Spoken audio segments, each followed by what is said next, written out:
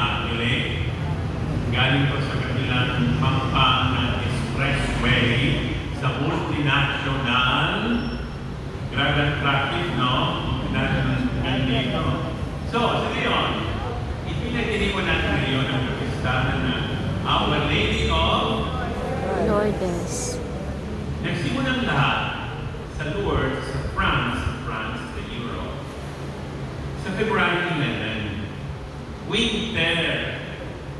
Tapos, sabi ng kapatid ko, na ang buong Italy covered with snow. Freezing temperature. So, napakalamin sa February 11 ng taon 1858. May isang lalaki na hirap. Bernadette Soubirous. Gano'ng mahirap?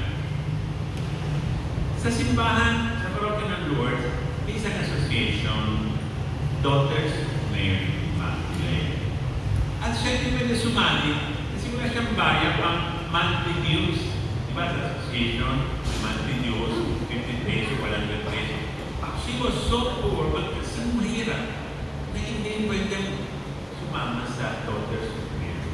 Kaya, malamig dito sa Pilipinas, walang winter, no?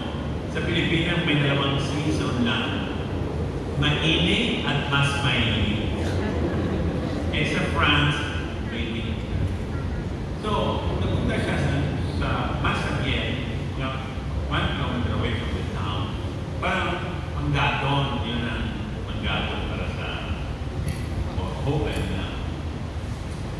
At biglang nagpakita sa kanya sa loob ng kuweba, isang kuweba.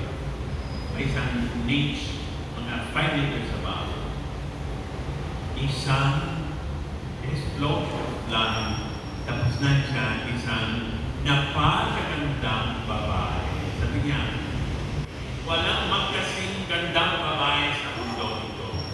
Dalos hindi ang Wolfsburg at Catriona Gray. Pati si Gloria Diaz. At ang suot ng babae, puti, na may blue sash. Tapos may dalawang golden roses, kanyang paa. At may isang rosario, kulay puti. Siyempre na kulay skin. Bernadette Soubirous. Lumuhod, bigla. Tahimik si Maria. So, Bernadette wanted to make this kind of the cross, pero hindi niya kaya sa takot, no? Kaya ako nagturo ni Maria kung paano dapat gawin ang tamang tanda ng cross. Sabi ni Maria, itong tamang paraan. Hanggang ngayon. So, ang kaliwang kamay ay ito, that finger sa puso. Ang kanang kamay, flat tapos sa ngalan ng Ama, kasunod, sa libre, sa ngalan ng Ama, at ng Ina, at ng, dapat malayo at ng Espiritu, Santo. At ito natin, sa ngalan ng Ama, ng Ina, ng Espiritu Santo. Hindi ka tulad ng ibang Katoliko,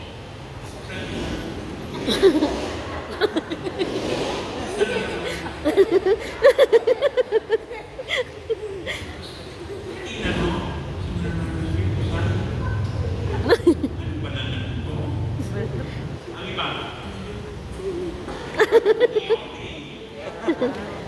so, hindi na nabot ni Maria, may lahat. Simula ngayon, gawin